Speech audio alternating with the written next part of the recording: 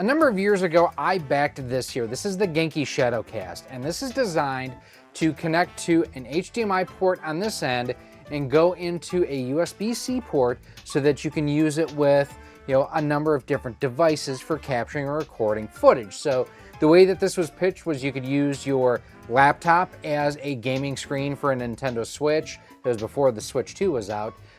And you could also use it as a way to capture and record footage from pretty much any HDMI equipped device. Now, out of the box, this didn't work the best with Windows PCs. It's gotten much better. But one of the cool things is I can actually use that with my Apple iPad, and I can capture video footage right on my iPad. The issue that you run into with the iPad, and this is hardware related entirely, is the fact that this can only record one audio source. So I can either capture my voiceover or I can capture game audio. I can't do both. And that more than a little bit annoying. And I've done some research, and it seems like I may have found a solution. See, the team over at FiFine have this here. This is the FiFine SC3 Gaming Audio Mixer. And basically what this does is it takes a number of different inputs, microphone input, headphone or audio input, and gives you a single output via USB-C. So what I want to do is I want to see if I can utilize this with the Genki Shadowcast to be able to capture and record gaming footage and my audio. Now, in addition to that, they also sent us in the same Ampligame line of products. This is the V3 video capture card. Now, if you checked out our recent review of the Retro Fighters Hunter 360 wireless controller, this is actually the device that I use to capture that footage. I want to see if I can use that with this too. The whole idea is if I'm at a convention, if I'm out in the field somewhere like that, is there a way, if I've got my Switch or Switch 2 with me, that I can do everything that I need from my iPad? Let's get started. So here's the SC3 Gaming Audio Mixer. It does have switchable RGB lights on here, customized sound effects. It has a voice changer built into it, individual channel control, up to 4 different input channels on here. And then on the side, nothing really besides easily instant to use. Brilliant RGB lighting. I wonder if that'll make me any smarter. Intuitive, friendly panel. Nothing really on that. Although it does say that this is available in both black and white. Nothing really on the back except for multi-purpose function keys. Funny voice effects. We'll see how funny they are. Easily instant use. RGB lighting. Intuitive, friendly panel. 48-volt phantom power. So if you do have something that uses an XLR cable, this can power that. Customized buttons, multifunctional mixer, real-time monitoring, blah, blah, blah, blah, blah, blah. Now, I will say that FiFine did send us this for review. I do appreciate them supporting the channel. I told them this is the use that I was going for, that I was going to try to see if there was a way that I could make this work with an iPad. They were super gracious in sending us this and the capture card to check out. So let's go ahead and see what they sent us here. You do get your instruction manual right there. And looks like they sent us the black one. I honestly didn't know if they sent the black or the white. Either would have been great. Take that out. And got a couple of cables in here. I'm hoping one is an XLR to XLR cable, because right now, I don't know where mine is. So this is USB A and C to C. I have had one of these in the past. I love these cables because I can use it with either or. And actually, I think the other one came from FiFine. So very cool. And this is just a standard, just a standard 3.5 millimeter jack. So for me to connect my big mic that I have, the one that I normally use, I would need to have a separate sort of output on that to be able to utilize, but good to know. Here is the mixer itself. Nice buttons here to go ahead and press. Those slides feel pretty nice. They feel nicer if I wouldn't have dislocated my fingers. Mute. That's awesome. On the back here, so you have your output to the PC or OTG cable, your line output, a headphone, a line in, a headset input, and then you have a switch here for dynamic versus condenser microphone, and that can use either a 1/4 inch or an XLR cable to go into there for the microphone too. So good to note. Overall, very nice, small, compact sort of device. Taking a look at the V3 capture card. Now, I've already unboxed and used this, but I figured we'll give you a quick look at this too. Now, one disadvantage that this has, simply size. And it is considerably larger. You're looking that versus this, but this has a lot more benefits to it. First and foremost, it is 1080p capture, which the Shadowcast can also do, but this is 4K pass-through. So if you are going through to an external monitor, you can get up to 4K output. It does have your HDMI input line in, headset in there, line out, and to the PC right there. And then there is a button to adjust the RGB lights and everything on it.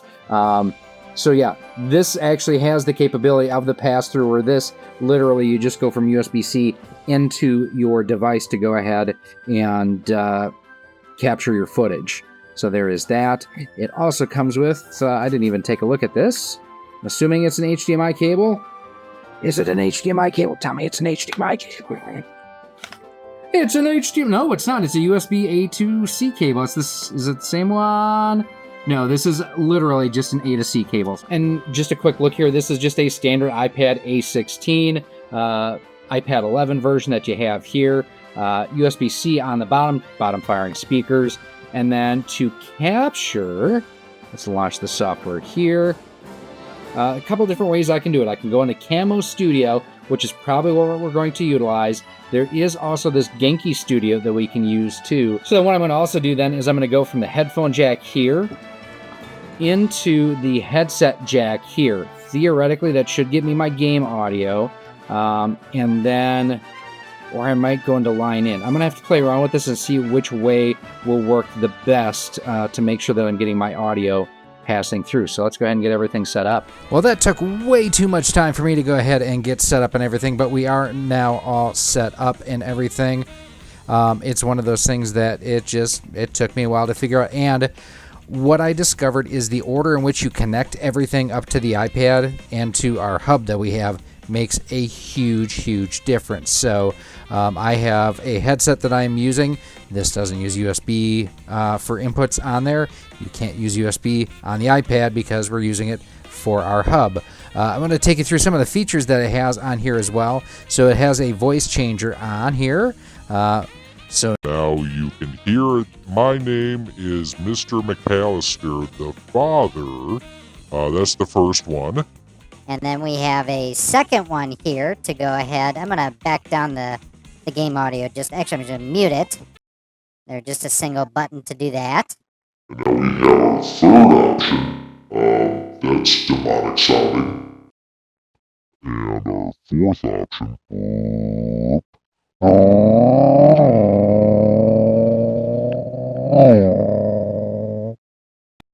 And our next option.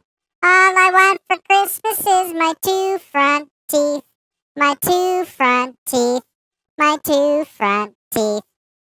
And then our last one, for Kevin McAllister, the father. And then you just hold it down and you can clear everything all out. So that's good. Couple of things that I found out here too. So the way that I have this hooked up is I'm coming out of my Switch Pro Controller 2 using the headphone jack out of the bottom, going into the mixer itself. Now I have my headset in here as headset microphone as well. If I wanted to, I could use a separate microphone like a cardioid mic or just a regular plug-in mic, and then use separate headphones too if I was worried about the monitor side of things. Other than that, like it's the slide switches and everything, I'm going to go up and down a little bit here on my microphone so you can hear I can fade it. Bring it right back in and you can see and hear how it does come up. It does have a visual LED bar basically on it to show how loud I am, and then inside the software itself I have that feature as well. Let's bring the game music back in. I'll bring it up just a little bit more. Now the one thing with this setup, you just heard it. I need to get a foamy do for over the microphone so it doesn't, I don't hear myself breathing, essentially. So we're going to go to the next race. I'm going to back down my microphone because it's sounding a little bit hot on my end. You're hot stuff. Finally got a good start on that one. Power slidey slide.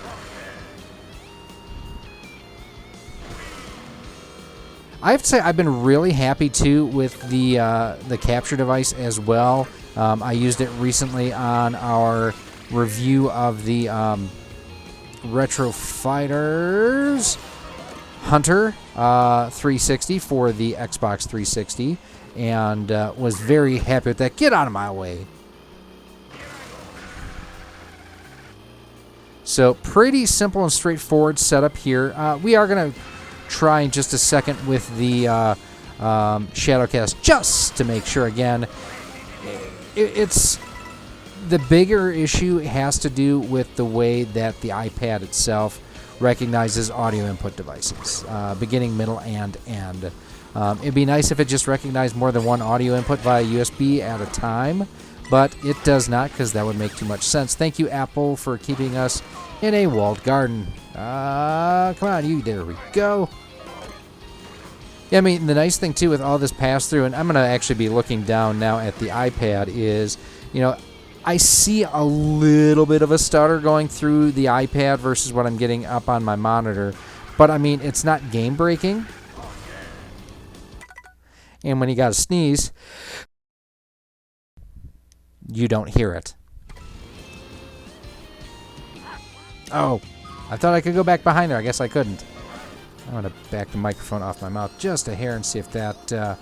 like, it's just sounding very breathy, but that's the microphone built into the headset itself versus the mixer itself. And quite honestly, I've got to play around with the settings just to make sure everything is good. You know, hearing myself outside of the earphones and then through the earphones is probably throwing me off just a little bit.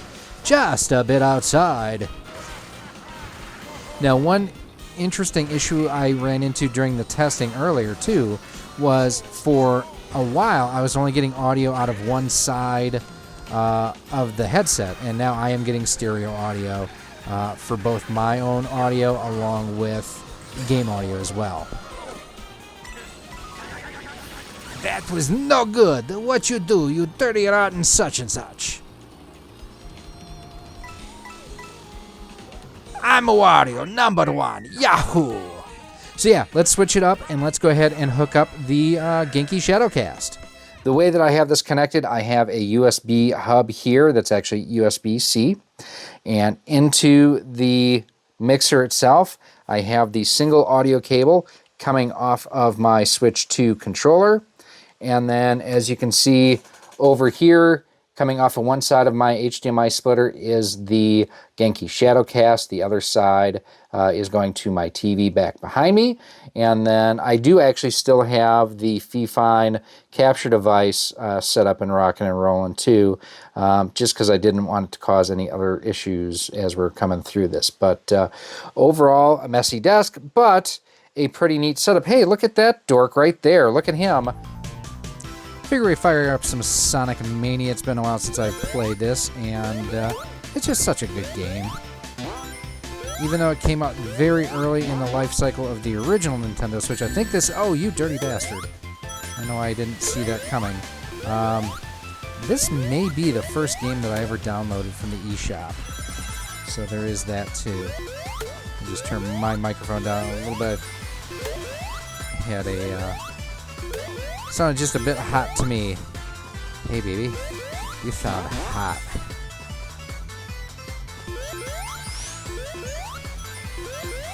So, what do I think of this overall? I mean, it's one of those, and we'll do a full recap here in a second. I really wish Apple would make things a little bit easier for us to be able to do stuff like this.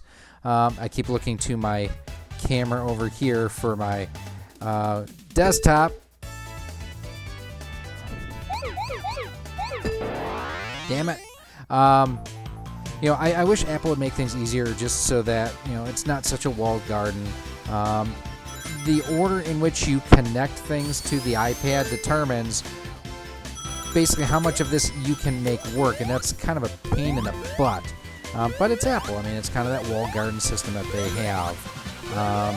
Yes, extra life.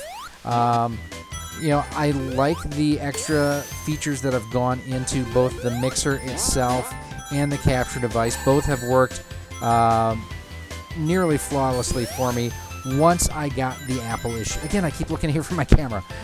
Once I got the Apple issues kind of squared away. Now, Camo could do a little bit more on their end. There is possible to use an iPhone as a secondary camera and then use a camera connected to either the Lightning connector or to the USB-C, depending on what generation of iPhone that you have. That does not work with Android. I've reached out and actually worked with their technical support team, and they verified, yeah, it's an issue on their end, and they don't have an ETA for if or when it'll be fixed. It's kind of like Genki when they launched the Shadowcast. Yeah, we did all of our development and testing on Mac, so sorry if the PC experience sucks. This is the reverse, where they did all of their testing on PCs and Android and didn't do any testing on iPad or Macs from what they have told me. So, yeah, this is... Considering that I used to have to spend thousands of dollars to make this work with my laptops and everything, this is actually pretty miraculous. So can you successfully now stream with an iPad? Yes, you can use an iPad to do pretty much all of your capturing and recording and streaming if you want. Now, I didn't show streaming to YouTube. I've shown that in previous videos. The main thing though was getting the audio set up, and the SC3 worked very well for doing that. The issues that I ran into had nothing to do with this and had everything to do with the iPad and the way Apple sets up their software. And also, again, the V3 capture card from FiFine worked terrifically as well. I highly recommend both of these, and I can see myself using both of these, not just with my iPad, but with my laptop as well. Fairly small and compact, relatively speaking.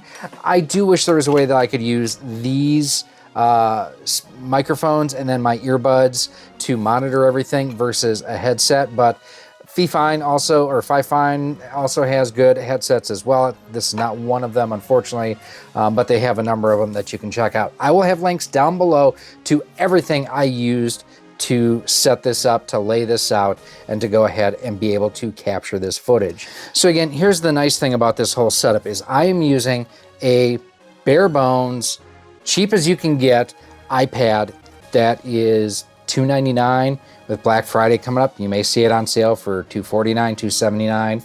And I'm able to do now with this what I had to spend several $1,000s to do when I first started this channel. And it works well. I think it looks good. Could it look better? Sure. Could it be a little bit simpler? Maybe, but it's one of those that once I got the configuration set up and everything, we were really ready to rock and roll, and I'm looking forward to testing this and using this more now and into the future. The nice thing too, on the hub that I have, it actually also has a USB PD input so I can charge while I'm doing this as well, so that way I can maintain the battery on my iPad too. But yeah, this did exactly what I wanted to once I got it figured out as far as how I had to connect things, how I had to route things through the mixer itself, and how I had to set up the software. If you have any questions on this, please, as always, feel free to let me know down below in the comments.